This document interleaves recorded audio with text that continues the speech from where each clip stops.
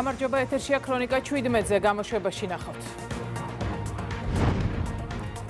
პარლამენტის საგარეო ურთიერთობათა კომიტეტის თავმჯდომარე დელეგაციასთან ერთად ოფიციალური ვიზიტით იტალიაშია. სამართალწარმოების პროცესში ჩადენილი დანაშაულის გამოძიების დეპარტამენტმა კიდევ ერთი გამამტყუნებელი განაჩენის გადასინჯვის გადაწყვეტილება მიიღო.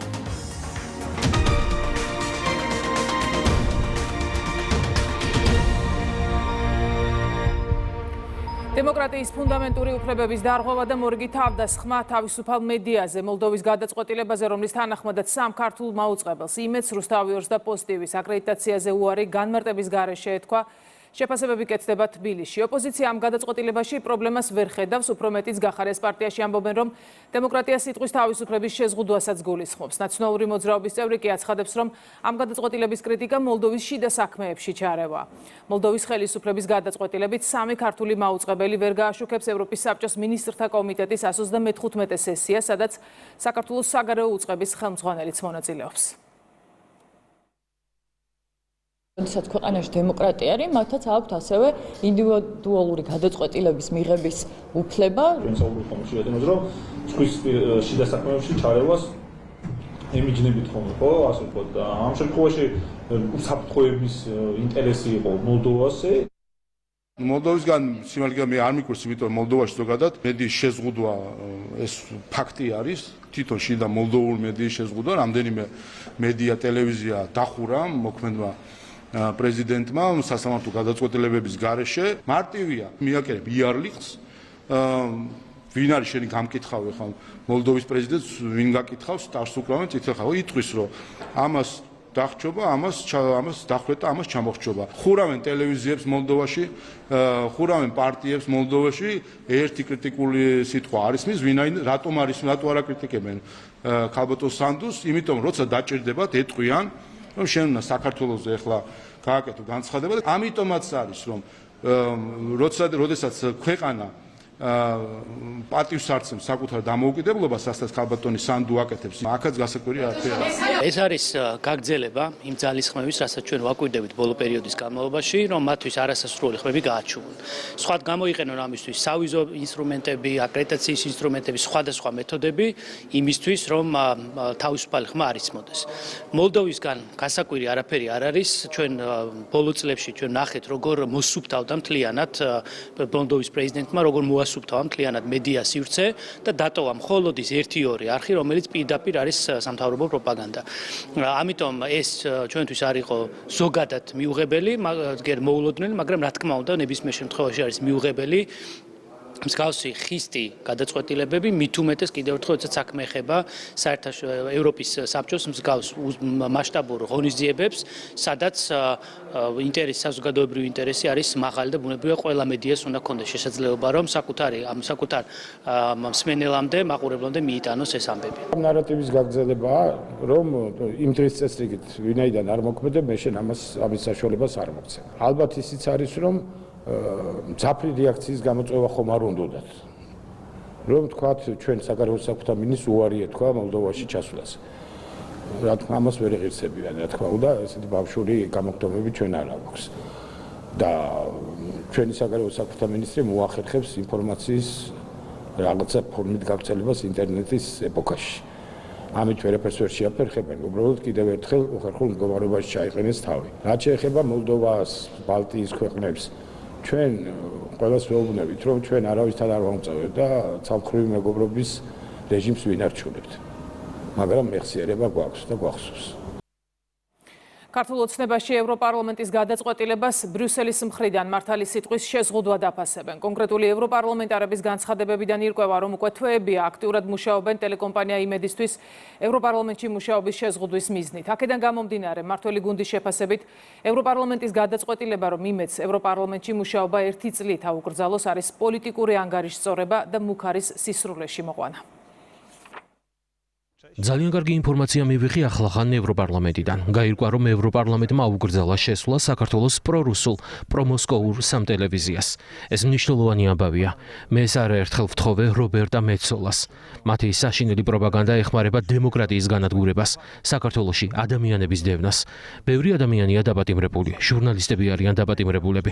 სააკაშვილი ნაწამები ზის. ეს პროცესი უნდა შევაბრუნოთ. ეს არის კონტექსტში დასანახი, რასაც ჩვენ ბოლო პერიოდში ვისმენთ და ნაბიჯებს ხედავთ. ფაქტია, რომ თავარი რასაც უფრთხის დღეს ბრიუსელი, ეს არის მართალი სიტყვა და ძალიან აფრთხობთ, როგორც ჩანს ის სიმართლე, რომელიც საბოლოო ჯამში ესმით და რომლის გამოც ის მთელი პროპაგანდა, რომელიც მოქოქილი იყო და მილიონობით იხარჯებოდა საქართველოს ინტერესების წინააღმდეგ, ეს პროპაგანდა არ მუშაობს. ამიტომ ეს არის ნაწილი საქართველოში თავისუფალი მედიის დახურვისა.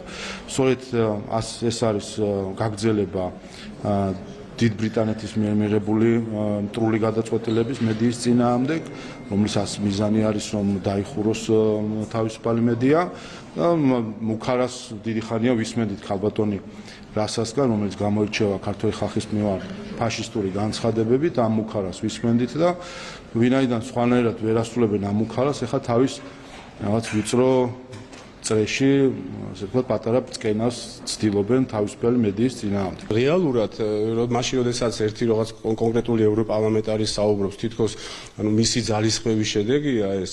სინამდვილეში ყველაფრის ამის უკან დგას ის ძალა, რომელიც ბოლო წლების განმავლობაში ჩვენ ხედავთ, რომ ყველანაირად ცდილობს, რომ დააზიანოს ჩვენი ქვეყნის ინტერესები და ყველაფერს აკეთებენ იმისათვის, რომ რამენაირად ის რადიკალი ოპოზიციური გაერთიანება, რომელიც საქართველოში ყავს, მოიყვანონ ხელისუფლებაში. ევროპარლამენტის რეზოლუციები, რომლებიც არის გაჯერებული ფეიქ ინფორმაციებით, აღქმებზე აგებული ინფორმაციებით, იმედი ამ დროს ყველაფერს აკეთებს იმისათვის, რომ სწორი ინფორმაცია მიეწოდოს ჩვენ საზოგადოებას და სიმართლე მივიდეს საზოგადოებამდე. ეს როგორც ჩანს კონკრეტულ ძალას არ მოწონს და ამიტომ ცდილობენ, რომ ესეთი მეთოდებით იმედს ხელი შეუშალონ იმისათვის, რომ სიმართლის მიტანა მოხდეს ჩვენ საზოგადოებამდე. მოლდოვის და ევროპარლამენტის გადაწყვეტილებებს დამოუკიდებელი ქართული მედიის წინააღმდეგ დაწყებულ კამპანია დაფასებს ფილოსოფოსი ზაზა შათირიშვილი. ვრცელ წერილში შათირიშვილი წერს, რომ ეს არის მორიგი თავდასხმა იმ მედია საშუალებებზე, რომლებიც დიპ სტეითის და ევრობიუროკრატიის დავალებებს არ ასრულებენ. საზოგადოებისთვის ცნობილი გახდა, რომ აბსურდული და დაუსაბუთებელი ბრალდებებით, რეალური მტკიცებულებებისა და არგუმენტების გარეშე ევროპარლამენტმა ტელეკომპანია იმედს ჟურნალისტური საქმიანობა 1 წლით აუკრძალა. მოლდოვამ კი 3 ქართულ მაუწყებელს, იმედს, პოსტივისა და რუსთავიორს აკრედიტაციაზე უარი განმარტების გარეშე უთხრა. ნათელია, რომ ეს დამოუკიდებელი ქართული მედიის წინააღმდეგ დაწყებული კამპანიის გაგრძელება მორიგი თავდასხმა იმ მედია საშუალებებზე, რომლებიც დიპ სტეითისა და მისგან მართული ევრობიუროკრატიის დავალებებს არ ასრულებენ. რეალურად ეს კიდევ ერთი მტკიცებულებაა იმისა, რაზეც დიდი ხანია ვსაუბრობთ, რომ ევროპაში აღარ არსებობს თავისუფალი მედია, რადგან მათი აბსოლუტური უმრავლესობა ტოტალურად კონტროლდება დიპ სტეითის მიერ. ფაქტია, რომ დიპ სტეითის მორჩილი ევრობიუროკრატიის მართვის პრინციპები პირდაპირ წინააღმდეგობაშია თავისუფალ მედიასთან, რადგან მათი საქმიანობის არსი თავიდან ბოლომდე სიცრუეზეა დაფუძნებული. შესაბამისად, ბუნებრივია, რომ თავისუფალი მედია სერიოზული ხელისშემშლელი ფაქტორია იმ პოლიტიკური ლიდერებისა და აქტორებისთვის, რომლებიც ერთი მხრივ მასიურად ატყუებენ ამ მომრჩეველს, მეორე მხრივ კი თითქოს და ხალხის მიერ არჩეულნი რეალურად არა საკუთარ სახელმწიფოებსა და მოსახლეობას, არამედ დიპ სტეითის ინტერესებს ემსახურებიან. ფაქტია ისიც, რომ დიპ სტეითს შექმნილი აქვს მთლიანად ტყუილსა და სიყალბეზე დაფუძნებული პოლიტიკური მმართველობის მძლავრი სისტემა, რომელიც პრაქტიკულად ყველა დონეზე, ყველა მნიშვნელოვანი მიმართულებით მუშაობს და ერთადერთ მიზანს დიპ სტეითის გეგმების სისრულეში მოყვანას ემსახურება. ამ საკითხზე ვრცლად და ამომწურავად უახლოეს მომავალში აუცილებლად ვისაუბრებთ. მანამდე კი აღვნიშნავთ, რომ ამ სისტემის ერთ-ერთი მთავარი ხერხემალი მედია, პროპაგანდის მძლავრი ინსტრუმენტი, რომლის აქტიური გამოყენებითაც არაფორმალური ოლიგარქიული ძალები ევროპის ქვეყნების მოქალაქეებს უქმნიან ილუზიას, თითქოს ისინი თავად ირჩევენ ხელისუფლებას მაშინ, როდესაც კონკრეტულ პოლიტიკოსებს, ისევე როგორც ევროპულ ბიუროკრატიას, სწორედ დიპ სტეითი ნიშნავს. დიპ სტეითის გეგმებსა და მიზნებთან დაკავშირებით მსჯელობისას ყველამ კარგად უნდა გავაცნობიეროთ, თუ რამხელა საფრთხეზეა საუბარი.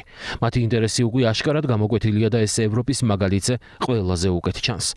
ჩვენ ხედავთ ხელოვნურ მიგრაციას, რომელიც უმძიმეს ტვირთად აწევს ევროპის მოსახლეობას. ასევე ხელოვნურად თავს მოხვეულ ფსევდოიდეოლოგიას, რომელიც პირველ რიგში იდენტობისა და ეროვნული იდეოლოგიის განადგურებაზე მუშაობს. Deep State-ის გეგმის თანახმად არათუ ტრადიციული ფორმით ერევის არსებობა დაუშვებელი, ადამიანმა არათუ საკუთარი ისტორია და იდენტობა, არამედ ისიც კი არ უნდა იცოდეს, ქალია თუ კაცი. ამ მიმართულებით ერთ-ერთი ყველაზე მძლავრი ინსტრუმენტი LGBT პროპაგანდაა, რომლის თანახმადაც ნორმალურია, თუ კი კაცს უნდა რომ ქალი გახდეს, ამ პირიქით. საბოლოო ჯამში ამ ყველაფერს ქვეყნების სახელმწიფოებრიობის საბოლოოდ მოშლა უნდა მოხვეს. ადამიანს აღარ უნდა ჰქონდეს არც სახელმწიფო, არც ეროვნება, ისიც კი არ უნდა იცოდეს ქალია თუ კაცი, რათა საზოგადოებისგან მიიღოს მასა, რომელიც Deep States უდიდესი კაპიტალის მქონე პატარა ჯგუფის მორჩილ სამუშაო ძალად ჩამოყალიბდება. ყოველივე ზემოთქმულის გათვალისწინებით კიდევ უფრო ცხადი ხდება თუ რატომ არის Deep State-ისა და მისგან მართული ევრობიუროკრატიისთვის თავისუფალი მედია კატეგორიულად მიუღებელი. იმდენად რომ თავისუფალი ქართული მედიის იშვიათი ვიზიტებიც კი აკრძალეს. აშკარაა რომ ევროპაში, რომელიც წლების განმავლობაში თავისუფალი მედიის და სიტყვის მთავარი დამცველი და გარანტი იყო, დღეს თავისუფალი მედია აღარ არსებობს. ფარისევლობა და ორმაგი სტანდარტი. მართველი გუნდის შეფასებით ევროპარლამენტთან შედარებით მედიისთვის დაწესებული გაცილებით მსუბუქი წესებისთვის საქართველოს პარლამენტი არასამთავრობო ორგანიზაციების თავდასხმის ობიექტი იყო.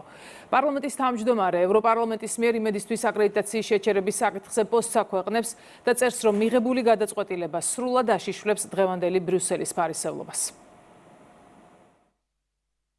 ევროპარლამენტის მიერ ქართული მედიისთვის აკრედიტაციის შეჩერების საკითხზე მიღებული გადაწყვეტილება საინტერესოა იმ მხრივაც, რომ სრულად აშიშვლებს დღევანდელი ბრიუსელის ფარისევლობას. ევროკავშირის მიერ 1000-ობით ევრო დაიხარჯა საქართველოს პარლამენტში მოქმედი აკრედიტაციის წესის დისკრედიტაციის კამპანიაში.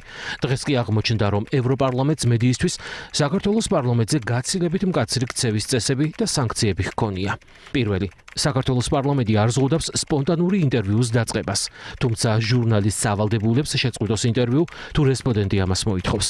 რა ხდება ევროპარლამენტში? აღმოჩნდა, რომ ჟურნალისტმა ჯერ თანხმობა უნდა მიიღოს რესპონდენტისგან და მხოლოდ ამის შემდეგ ჩართოს კამერა. საინტერესოა. ვფიქრობთ ამ წესის გადმოღების მიზანშეწონილობაზე. მეორე, საქართველოს პარლამენტში ჟურნალისტის მიერ ქცევის წესების დარღვევისას პირველ ჯერზე სანქცია არის აკრედიტაციის 1 თვით შეჩერება, განმეორებისას 6 თვით შეჩერება. რა ხდება ევროპარლამენტში? აღმოჩნდა, რომ სანქცია არის 1 წლით აკრედიტაციის შეჩერება. საინტერესოა. ვფიქრობთ გადმოვიღოთ თუ არა. მესამე, საქართველოს პარლამენტში ჟურნალისტის მიერ ქცევის წესების დარღვევისას აკრედიტაცია უჩერდება მხოლოდ ამ ჟურნალისტს. სანქცია არ ეხება მედიას, რომელსაც ის წარმოადგენს. რა ხდება ევროპარლამენტში? აღმოჩნდა, რომ აკრედიტაციას უჩერებენ არა მხოლოდ ჟურნალისტს, არამედ მთლიანად მედიას. მისი ვერც ერთი ჟურნალისტი 1 წლის განმავლობაში ვერ იმუშავებს ევროპარლამენტის შენობაში. საინტერესოა. ამ წესზეც ვიფიქრებთ. ვინ არიან ის ევროპარლამენტარები, ვინც ქართული მედიის სანქცირებას ითხოვენ? ბრიფინგი ამ თემაზე საზოგადოებრივი მაუწყებლის სამეურვეო საბჭოს თავმჯდომარემ გამართა. ვასილ მაღლაფერიძე მისაუბრა მათ შორის 2 ევროპარლამენტარზე, მარიუშ კამინსკიზე და მალგოჟეტა გოშევსკაზე და მათ პოლიტიკურ წარსულზე. ამავე თემაზე კომენტარი გააკეთა პარლამენტის თავმჯდომარემ. პოლონეთის გენერალური პროკურორის მოთხოვნის საფუძველზე 2025 წლის 1 აპრილს ევროპარლამენტმა მარიუშ კამინსკის ხელშეუხებლობის იმუნიტეტი მოუხსნა. საქმე აღძრულია ეგრეთ წოდებული ბიჭის დაკვეთის საქმეებთან დაკავშირებით. 2007 წელს პოლონეთის პარტია და კანონის სამართალი კოალიციურად მართავდა სამააბარონასთან ერთად, რომლის ლიდერი ანჯეი ლეპერი ვიცე-პრემიერი და სოფლის მეურნეობის მინისტრი იყო. ლეპერის გავლენის შესუსტების მიზნით მისი მოცილება გადაწყვიტეს. ლეპერმა ეს ქთამი არ აიღო 3 მილიონი ზლოტი და ეს ოპერაცია ჩაუვარდა. დადგინდა, რომ ამ ანტიკორუფციულმა ბიურომ თავად შექმნა დანაშაული იქ, სადაც მანამდე კორუფციის ნიშნები არ იყო. დაადგინა, რომ აგენტები იყენებდნენ მოსმენებს და ოპერატიულ მეთოდებს სასამართლოს სათანადო ნებართვის გარეშე. მიუხედავად იმისა, რომ ოპერაცია ჩავარდა, მარიუშ კამინსკის უწყებამ ლეპერი წარმოადგინა არა როგორც ეჭვმიტანილი, არამედ უკვე მხილებული დამნაშავე. ამის შემდეგაც ლეპერის კარიერა განადგურდა და 2001 წელს ლეპერმა თავი მოიკლა. ეხლა მალგოჟეტა გოშევსკა, ეს მეორე პარლამენტარი, რომელიც ესე მოითხოვს, მისი თანაპარტიელია, ღიად აცხადებს და არაერთგზის, რომ მისი მიზანია, რომ რაც შეიძლება მეტი საქართველოს მოქალაქე დაასანქციროს. მალგოჟეტა გოშევსკა აქტიურად იყო ჩართული მიხეილ სააკაშვილის ხარდაჭერ კამპანიაში და მოითხოვდა პოლონეთში მის სამკურნალოდ გადაყვანას. ის იყო ერთ-ერთი ორგანიზატორი, აი 23 წელს ივლისში ევროპოლ ექიმთა ჯგუფი რომ ჩამოვიდა და სინამდვილეში პოლონელი მედიკოსები იყვნენ, რომელთაც პროტოკოლის დარღვევით ფარულად აიღეს ბიოლოგიური მასალა, გახსოვთ თქვენ რომ მოიპარეს მალგოჟეტა გოშევსკას საქმე, რომელიც პოლონეთში განიხილება არა როგორც ცალკეული შემთხვევა, არამედ როგორც სადეპუტატო რესურსების არასათანადოდ გამოყენების ტიპური მაგალითი. კითხვა ჩნდება საქართველოში ევროსტრუქტურების წარმომადგენელთა მიმართაც. რამდენად მოდის ევროპულ ღირებულებებთან თანხმდრაში, როდესაც თავისთავად საეჭვო რეპუტაციის ევროპარლამენტარები ევროპის სახელით დასაქცირების მუქარი ცდილობენ მედიის დაშინებას და საკუთარი კონტროლის ქვეშ დაქვემდებარებას. როდესაც აქ საუბარი აქამდე იყო მედიებზე, როდესაც არის პირველი პირების დასაქცირება შემთხვევით არ არის ნახსენები, იმიტომ ეს არის უკვე ამავე დროს ამას ახლავს გარკვეული არაპირდაპირი შემოთვლები, რომ აი თუ პირველი პირები მოკლედ ჩააბარებენ ამ კონტროლს ტელევიზიას, მაშინ ყველაფერი წესრიგ შეიძლება თუ არა და აი სამი ტელევიზიის მაგალითით მიმდინარეობს თუ არა და საზოგადოება მაუწყებელიც გაიზიარებს ამ აზრს. უნდა შევხედოთ სახელებს და სახეებს. ამ საქართველოს წინააღმდეგ თავდასხმის ამ კამპანიის ავანგარდში ჩვენ ვხედავთ ქართველების მიმართ ფაშისტური განცხადებებით გამორჩეულ რასა იუკნევიჩიანეს და ვხედავთ ახალი ამომავალი ვარსკვლავი ევროპარლამენტის გვარი აღარ მახსოვს ბრეიჟა თუ ასე შემდეგ ბრეიზა რომელიც გახლავთ სიკორსკის პარტიის წევრი და სიკორსკის ნაცვლად შევიდა ევროპარლამენტში. ეს ის სიკორსკი არის, რომელიც სულ რამდენიმე ხნის წინ დააფუძნა პროპაგანდისტული არხი ვოტტაკ რაღაც ესე რო ქვია, ვოტტაკ საქართველოს თუ ასე შემდეგ. ვოტტაკი დააფუძნა სიკორსკიმ საგარეო საქმეთა სამინისტრო პოლონეთის.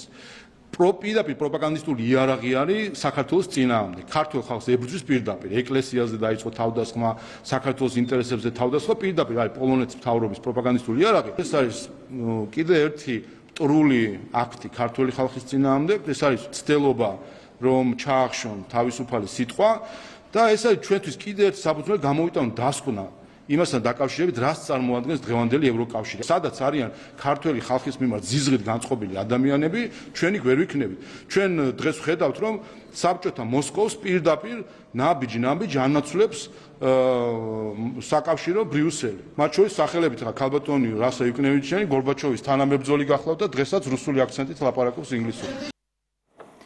პარლამენტის საგარეო ურთიერთობათა კომიტეტის თავმჯდომარე დელეგაციასთან ერთად ოფიციალური ვიზიტით იტალიის რესპუბლიკაშია. შეხვედრა გაიმართა იტალიის სენატის საგარეო ურთიერთობათა და თავდაცვის კომისიის პრეზიდენტთან. ყურადღება დაეთმო საქართველოს მნიშვნელოვან როლს ევროკავშირის ენერგეტიკული უსაფრთხოების უზრუნველყოფის, ისევე როგორც შუა დერეფნის პოტენციალის სრულად ათვისების პროცესში. მხარეებმა ასევე განიხილეს საქართველოს ევროკავშირში გაწევრების დღის წესრიგი, მათ შორის თბილისსა და ბრიუსელს შორის არსებული პრობლემური საკითხები. იტალიურმა მხარემ კიდევ ერთხელ დაადასტურა საქართველოს ევროინტეგრაციისადმი მტკიცე მხარდაჭერა, აღინიშნა, რომ საქართველო იტალიისთვის უმნიშვნელოვანესი პარტნიორია, რის გამოც იტალიური მხარე მზად არის ხელი შეუწყოს ქვეყანას საგარეო პოლიტიკური პრიორიტეტების მიღწევაში.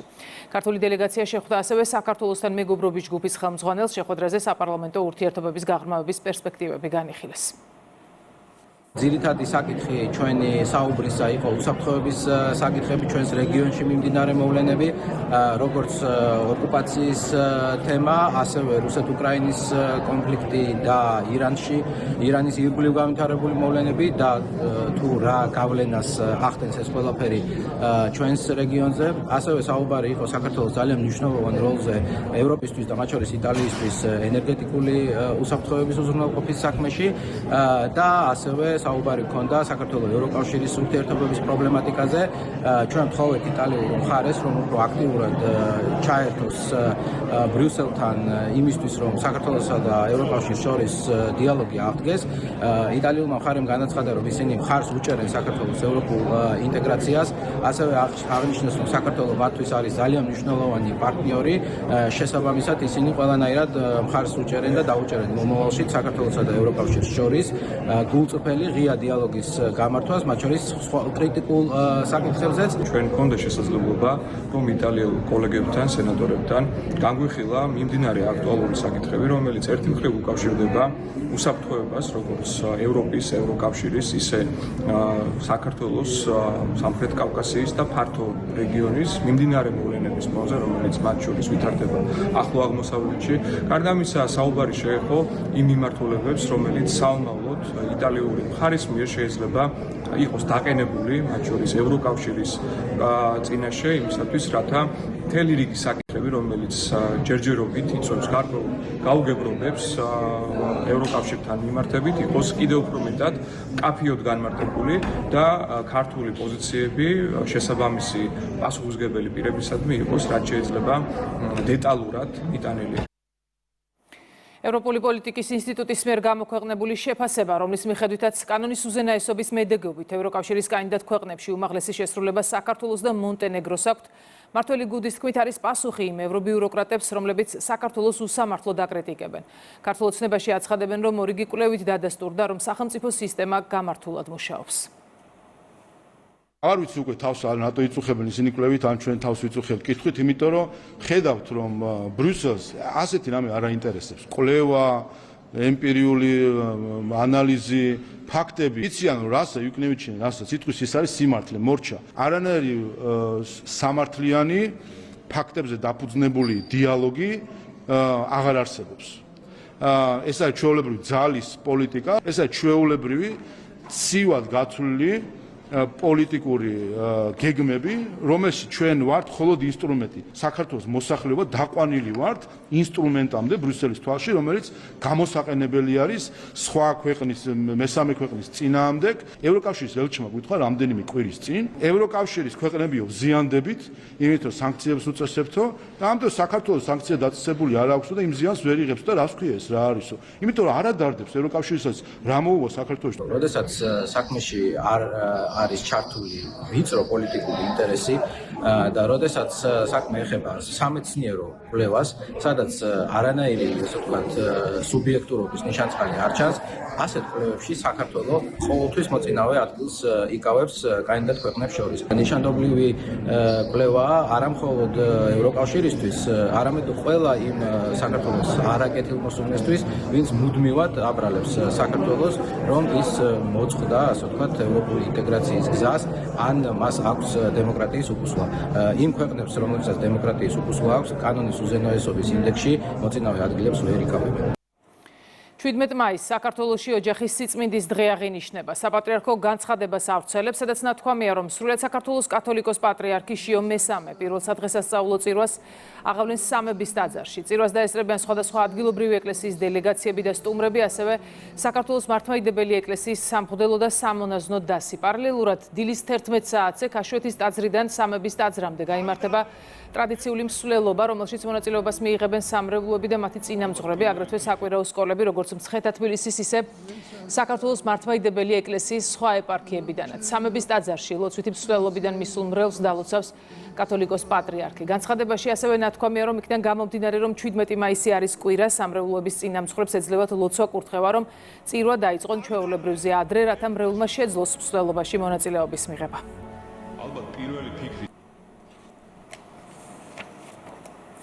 გენერალური პროკურატურის სამართალწარმოების პროცესში ჩადენილი დანაშაულის გამოძიების დეპარტამენტმა მსჯავრდებულ გრიგოლ ვარდოსანიძის მიმართ გამოტანილი გამომტყუნებელი განაჩენის გადასინჯვის გადაწყვეტილება მიიღო. ხელახალი გამოძიებისას მოპოვებული მტკიცებულებების ერთობლიობამ გამორიცხა ვარდოსანიძის მიერ რაიმე სახის დანაშაულის ჩადენის ფაქტი. ჩატარებული იქნა ხელახალი და სრულყოფილი გამოძიება, მოპოვებული იქნა ათეულობით მტკიცებულება. საქმეზე შეკრებილი მტკიცებულებათა ერთობლიობით გამოირიცხა გრიგოლ ვარდოსანიძის მიერ რაიმე სახის დანაშაულის ჩადენის ფაქტი. კერძოდ დადგინდა, რომ ავტოსაგზაო შემთხვევისას ვარდოსანიძე არ მართავდა ავტომობილს შეჯახებისას, არამედ იგი იმყოფებოდა წინა მარჯვენა მგზავრის სავარძელზე. შესაბამისად, შეუძლებელი იყო მას ჩაედინა საქართველოს სისხლის სამართლის კოდექსის 276 მუხლით გათვალისწინებული დანაშაული. პროკურატურამ მიიღო გადაწყვეტილება მისი უფლებების არსებით და დარღვევის შესახებ და უახლოეს მომავალში მიმართავს ქუთაისის სააპელაციო სასამართლოს განაჩენის გადასინჯვის შუამდგომლობით.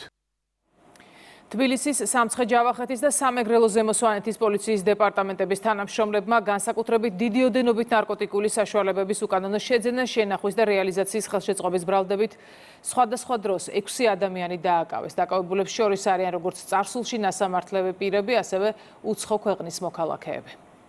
სამართალდამცველებმა ნარკოდანაშაულის ბრალდებით თბილისსა და რეგიონებში 6 პირი დააკავეს, რომელთა პირადი საცხოვრებელი სახლების და ასევე მითითებული ადგილებიდან ამოღებული იქნა დიდი ოდენობით ნარკოტიკული საშუალებები. დაკავებულებს შორის არის უკრაინის მოქალაქე მამაკაცი, რომელიც ისნის რაიონში გადაადგილებისას ჩვენ მიერ შეჩერებული იქნა გადამოწმების მისლის.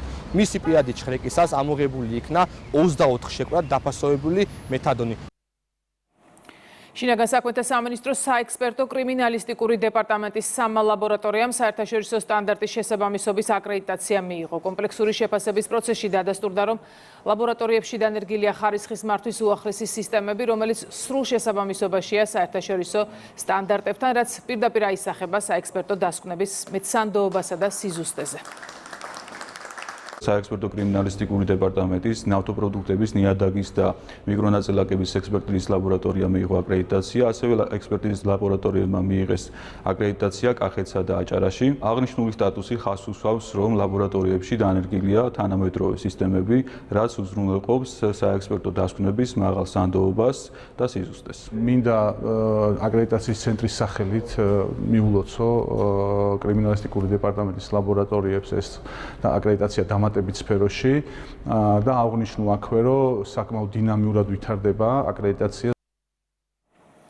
ეკონომიკის მინისტრმა ენერგეტიკის მინისტრების პანელში მიიღო მონაწილეობა, რომელიც ათენში საერთაშორისო ენერგეტიკული სამიტის ფარგლებში გაიმართა. სამიტს 270-ზე მეტი წარმომადგენელი ესწრებოდა, მათ შორის საბერძნეთის პრემიერ-მინისტრი, ისრაელის პრეზიდენტი, ყურის ქვეყნების თანამშრომლობის საბჭოს გენერალური მდივანი, ევროკომისარი მდგრადი ტრანსპორტისა და ტურიზმის საკითხებში, ასევე სხვადასხვა ქვეყნის მინისტრები. მარიამ ქრივიშვილმა საქართველოს ენერგეტიკული სექტორის მნიშვნელოვან მიმართულებებზე ისაუბრა, მათ შორის განსაკუთრებული ყურადღება დაუთმო შავი ზღვის წყალქვეშა კაბელის პროექტის მნიშვნელობას. ვიზიტის ფარგლებში მქონდა საკმაოდ ნაყოფიერი შეხვედრები ჩემს კოლეგებთან, ენერგეტიკის მინისტრებთან. შეხვედრების ფარგლებში ჩვენ ვისაუბრეთ ქვეყნებს შორის მჭიდრო თანამშრომლობის მნიშვნელობაზე, თუ როგორ უნდა გაიზარდოს ქვეყნებში ინვესტიციები ენერგეტიკის სექტორში და როგორ უნდა შეუწყოთ ხელი ელექტროენერგეტიკის თვალსაზრისით საექსპორტო პოტენციალების ზრდას.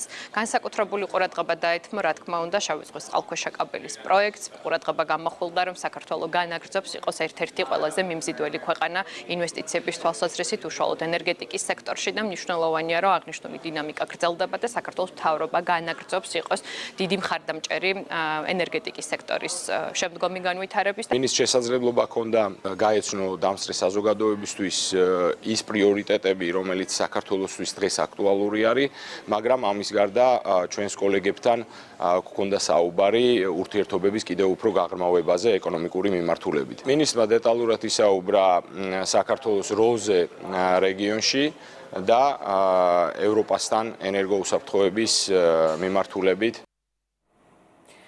მართველი პარტიის ქალთა ორგანიზაციას ისევ დინო წილოსანი ხელმძღვანელებს დღეს რიგით მესამე ეროვნულ კონფერენციაზე ორგანიზაციის თავმჯდომარე აირჩიეს და გამგეობის განახლებული შემადგენლობა დაამტკიცეს. დელეგატებმა შეაჯამეს ბოლო 2 წლის საქმიანობა და სამომავლო ხედვებზე იმსჯელეს. ქალთა ორგანიზაცია ჯამში 6000-ზე მეტ ადამიანს აერთიანებს და მისი მიზანი პოლიტიკურ და საზოგადოებრივ ცხოვრებაში ქალთა როლის გაძლიერება და მათი უფლებების დაცვა.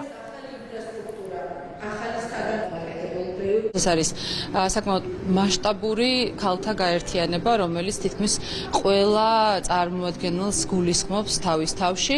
დღევანდელ კონფერენციაზე ჩვენ შევაჯამეთ გასული 2 წელი, რადგან ჩვენი რეგლამენტის მიხედვით სწორედ ჩვენი საქმიანობის ანგარიშის ჩაბარებაც უნდა მომხდარიყო და ამავდროულად განახლდა და თავიდან იქნა არჩეული გამგეობა და ორგანიზაციის თავმჯდომარე. აქცენტი გავაკეთეთ ქალთა გაძლიერებაზე, მქონდა ახალი ხედვები, რომელსაც უკვე მომავალში განვახორციელებთ, ქალთა გაძლიერება, პოლიტიკაში ჩართვა, მათი საზოგადოებრივ აქტივობებში ჩართვა ერთ-ერთი მთავარი მიმართულებაა, რაზეც როგორც ჩვენს ქალაქებში, ჩვენს სოფლებში ორგანიზაციის სახელით ჩვენ ყველანი ერთად აქტიურად მუშაობთ. ეს არის სივრცე, სადაც ქალები ერთად ვიკრიბებით, ერთად ვიხილავთ თუნდაც პრობლემებს, ხვდებით ძალიან ბევრ ქალბატონს, განსაკუთრებით ვცდილობთ, რომ გამომავლინოთ ძალიან აქტიური ახალგაზრდები, ხვდებით ძალიან ბევრი ახალგაზრდა, ჩავთოთ ისინი უფრო მეტად პოლიტიკაში და ჩავთოთ საზოგადოებრივ ცხოვრებაში და მათ მივცეთ იმის საშუალება, რომ ის იყვნენ თუნდაც გადამწყვეტ პოზიციებზე. აჭარის მთავრობის თავმჯდომარე საქართველოში აზერბაიჯანის რესპუბლიკის საგანგებო და სრულუფლებიან ელჩს ფაიკ გულიევს და ბათუმში აზერბაიჯანის გენერალურ კონსულს ფუად აზიზოვს შეხვდა. შეხვედრაზე მხარეებმა საქართველოსა და აზერბაიჯანს შორის არსებული ორმხრივი პარტნიორული ურთიერთობების გაღრმავების პერსპექტივებზე იმსჯელეს. ჩვენ მოგვეცა შესაძლებლობა გვემსჯელა ყველა იმ აქტუალურ საკითხზე, რომელიც დგას დღის წესრიგში, როგორც მოგეხსენება, ძალიან მაღალია დინამიკა ორმხრივი პოლიტიკური ურთიერთობების, ჩვენი ჩართულობა, მნიშვნელოვანი საკითხების განხილვა, ბიზნესის ხელშეწყობა, ბიზნეს ფორუმების გამართვა საქართველოს და აზერბაიჯანს შორის ხელშეუწყობს საავაჭრო ბრუნვის ზრდას, ინვესტიციების მოზიდვას. ჩვენ გვაქვს ძალიან ნაყოფიერი თანამშრომლობა აჭარის ავტონომურ რესპუბლიკასა და ნახიჩევანის ავტონომურ რესპუბლიკას შორის. შესაბამისად, ძალიან დიდია ინტერესი რეგიონთა შორის ურთიერთობის და აქაც გვაქვს ძალიან ბევრი წარმატება. რუსთავში სამხედრო გაწვევისა და რეკრუტირების ეროვნულმა სააგენტომ წვევამდელთა ეროვნულ სამხედრო სამსახურში ნებაყოფლობით დარეგისტრირებულთა მშობლებს მადლობის წერილები გადასცა. ღონისძიება სამხედრო აღრიცხვის გაწვევის და რეკრუტირების რუსთავის მუნიციპალური განყოფილების ორგანიზებით გაიმართა. საინფორმაციო ხასიათის შეხვედრაზე წვევამდელთა ეროვნული სამხედრო სამსახურის გავლასთან დაკავშირებით თავდაცვის კოდექსში შეტანილი ცვლილებებიც განიხილეს.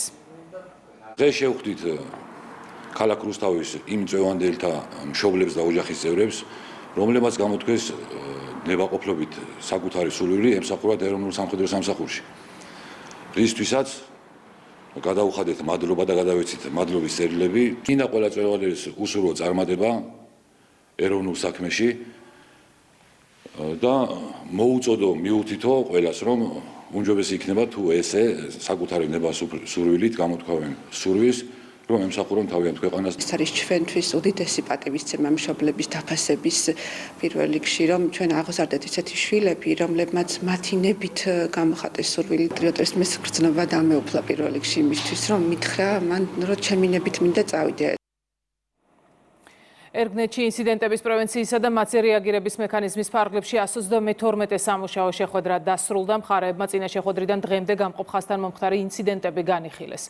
წინა შეხვედრიდან დღემდე უკანონო ბორდერიზაციის ერთი შემთხვევა დაფიქსირდა ქარელის მუნიციპალიტეტში. ქართულმა მხარემ კიდევ ერთხელ მოითხოვა უკანონოდ დაკავებული საქართველოს მოქალაქეების უპირობო გათავისუფლება. ცხინვალის საპატიმროში ამ დროისთვის 11 უკანონო პატიმარი რჩება. ჩვენი დღის წესრიგის მთავარ პუნქტებს წარმოადგენდა უკანონო პატიმრობაში მყოფი ყველა პირის გათავისუფლება და საკუთარ ოჯახებში დაბრუნება, ასევე ვისაუბრეთ უკანონო ეგრეთ წოდებული ბორდერიზაციის პროცესზე, ასევე ვისაუბრეთ თავისუფალი გადაადგილების კუთხით არსებულ შეზღუდვებზე. გაჟღერდა მოთხოვნა, რომ დაკმაყოფილდეს ქალბატონი თამარის მოთხოვნა დაბრუნდეს საკუთარ სახლში. სამწუხაროდ პასუხი პრაქტიკულად არ არსებობდა, უпростоროდ გაიცა იგივე პასუხი, რა პასუხიც გაგწეს ყველა წინარე შეხვედრაზე. აფხაზეთის ხმები დევნილობიდან წარმატებამდე ასე ქვია ღონისძიებას, რომელიც ეროვნულ ბიბლიოთეკაში გაიმართა. შეხვედრაზე საუბრის მთავარი თემა საქართველოს მშვიდობიანი გაერთიანება და ამ პროცესში საზოგადოების ჩართულობა იყო.